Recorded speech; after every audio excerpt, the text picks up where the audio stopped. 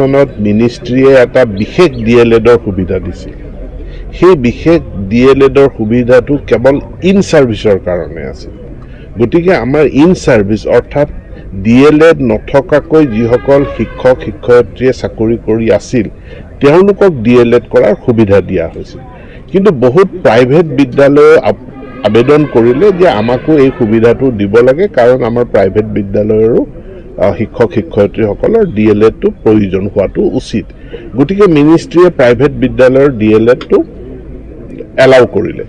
ইয়াৰ সুযোগতে বহুতে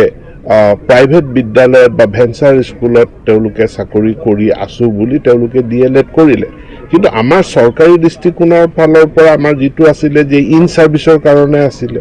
ইন সাৰ্ভিসৰ যেটো কাৰণে যেটো DLED ডিগ্ৰী আছিল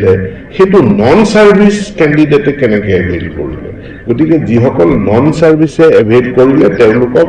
এটো কোৰ্টে বাৰণ কৰিছে আৰু কোৰ্টৰ ওপৰত আমি যাব নোৱাৰো আমাৰটো ইচ্ছা আছে ক্যান্ডিডেট সকলক সহায় কৰাৰ কাৰণে কিন্তু কোৰ্টৰ যেটো বাধা আছে কোৰ্টে যি আদেশ দিছে তাক আমি আখৰে আখৰে পালন কৰিব লাগিব